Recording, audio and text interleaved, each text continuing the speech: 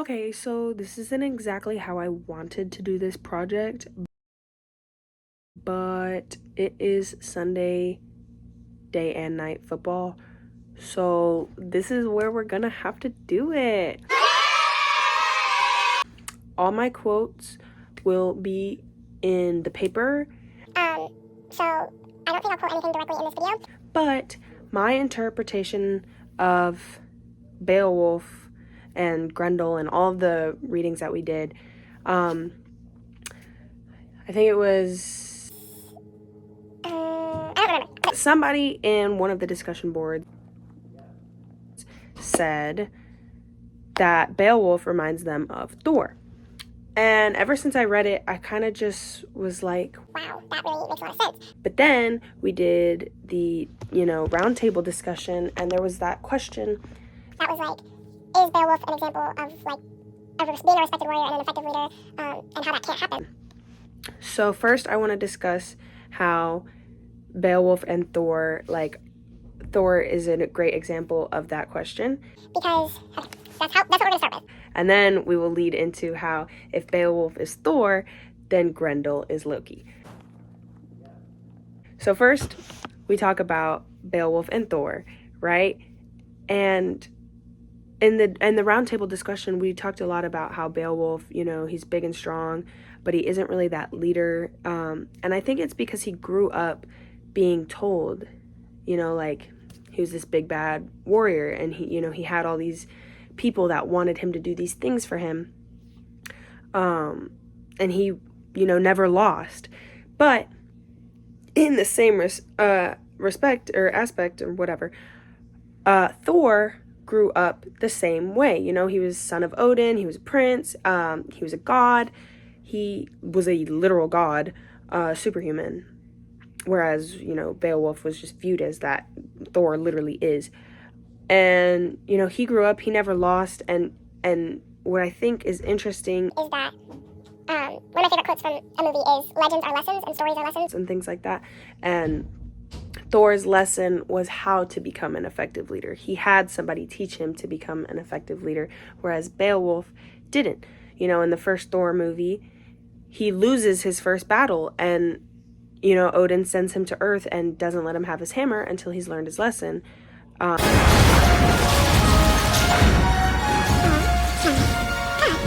To become an effective leader, you don't just go into war blindly by yourself thinking you can do it. Like Thor and Beowulf literally do the same thing. The only difference is Thor makes it out alive and learns the lesson, whereas Beowulf literally dies trying to fight the dragon. So I just thought that was an interesting parallel that I really thought was kind of like, wow, this is really crazy how similar it is. But then we move on to Grendel being like Loki.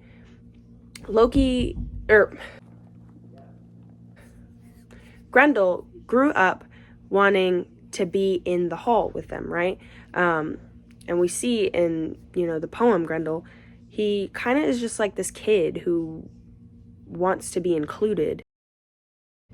Same with Loki. Loki just wants to be like his brother or get out of his brother's shadow and become his own person, but still be accepted. Like, he wants his dad to accept him. Am I cursed? No. What am I? You're my son.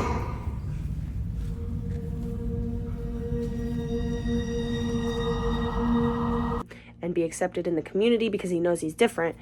Grendel knows he's different and wants to be accepted. And when it doesn't happen, he just starts eating them. And with Loki, when it doesn't happen, he betrays them. He turns on them and helps the ice frosty people.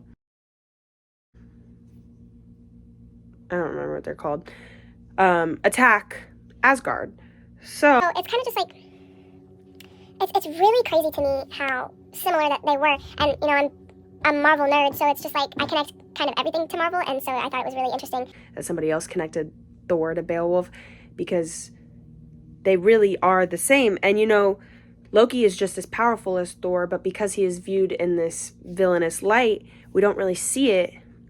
Same as Grendel. Grendel is almost the exact same as Beowulf, but he's viewed in this like, oh, you're a monster, so they don't really see him that way. They see him as this outcast.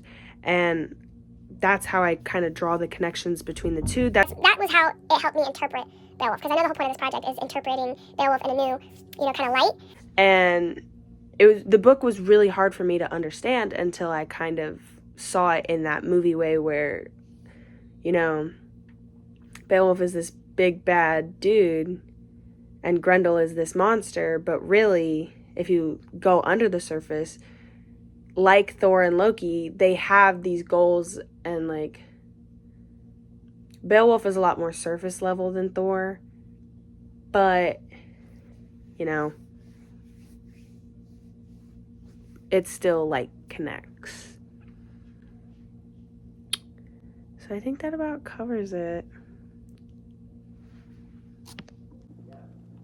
One last thing, as I was gathering all my information for this video, I totally forgot to mention how Loki is also, at least in the first Thor, Loki is also very similar to the wives and the women in Beowulf, as he was stolen from the ice frost giants. Still,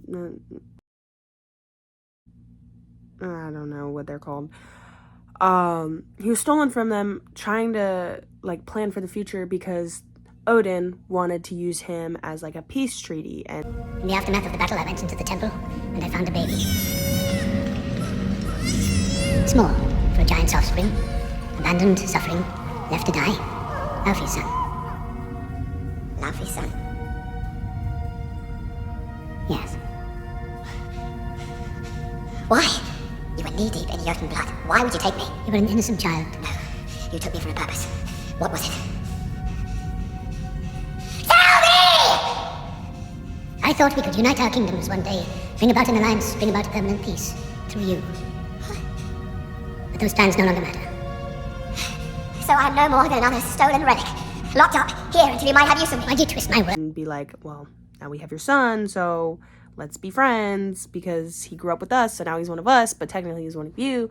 So like he was using him to bargain peace, and now that he's like of no use to that, Odin has no use for him to do that, Loki's kind of just like tossed to the side and not relevant anymore. So that I just wanted to add before I forgot.